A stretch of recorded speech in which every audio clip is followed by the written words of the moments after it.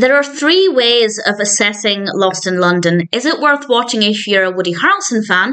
Is it worth watching if you've never heard of Woody Harrelson? And is the film an achievement?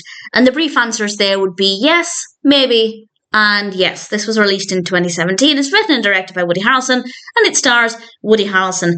And before we go any further, I want to share a quote that we get at the start of the film. At the beginning, we get a little bit of background about this film, and Woody Harrelson says, "I'm shooting a movie in real time and simultaneously live streaming it directly in the cinemas." So this was shot in real time and also streamed to a select number of cinemas. That is quite a mission, and well, having watched the film, I have to say quite an accomplishment. It would be quite a bizarre experience, and if anybody was in any of these cinemas, I'd love to know how you found it, but it would be quite a strange experience to be watching a film, knowing that it was being shot and live broadcast at that exact time, and also knowing that if there were any errors or mistakes, well, it's not a polished version. And I'm assuming, I don't know this for a fact, but I'm assuming the version that I watched it on Pluto TV. I feel like that's probably the final version, the version that they streamed, but if anybody knows if they made any tweaks to it afterwards, please feel free to let me know. And the film is based on a night Woody Harrelson spent in London in 2002, where, well, it was not his best night, let's put it that way. I won't go into too much detail, just in case you don't know how things ended for Woody on that night, for Woody Harrelson on that night, but it's quite an interesting thing that he'd actually want to kind of immortalise this night by making a film about it, and I actually feel like that probably would have been quite a cathartic thing to do, to work through a lot of the emotions that would have come with his, to want for a better term, performance on that particular night. And I think it's quite a brave thing to do. And as a Woody Harrelson fan, I enjoyed it. I enjoyed his performance.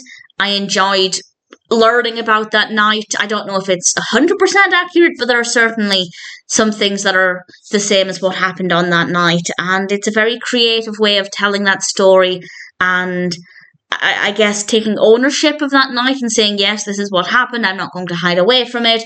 I'm not necessarily proud of it, but this is what happened. And I assume that that's why he did this. The other thing, of course, is that it's filmed in real time and live broadcast, and that's absolutely an achievement. And that's why I would recommend it, even if you've never heard of Harrelson, because on the one hand, I feel like this is aimed at people who are fans of Woody Harrelson, who know Woody Harrelson or know about his career and want to see this side of him.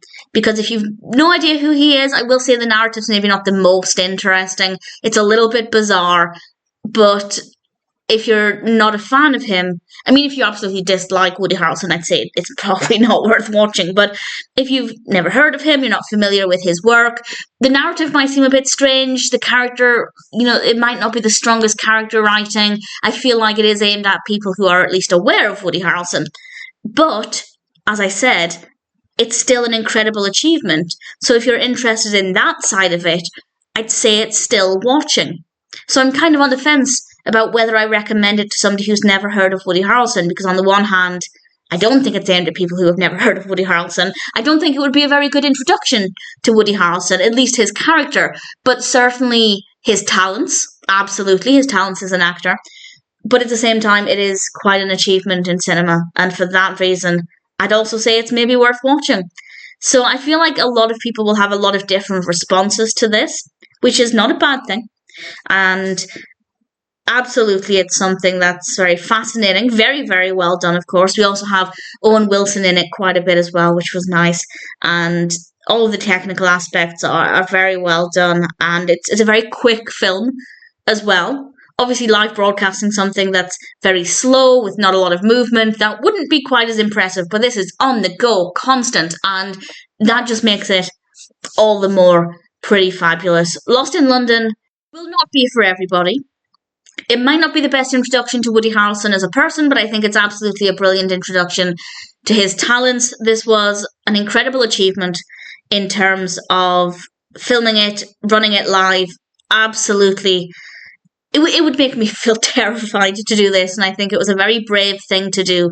And Had I not known that this was the case, had I just assumed it was filmed like an ordinary film, then I wouldn't have known. I wouldn't have picked up on that. And I like that. Lost in London is quite an experience. It's a very creative film. It's very impressive. On its own, it's maybe not the most fascinating narrative, but it still has a lot to offer. Definitely very interesting. I probably wouldn't watch it again. I think once was enough for me, but I'm pretty impressed. Lost in London was definitely an experience. I can't even imagine what the experience would have been like to watch it at the time. And if it sounds like it might appeal to you, if you're a fan of Woody Harrelson, or if you're interested in seeing what the execution of this is like, then I'm very happy to recommend it.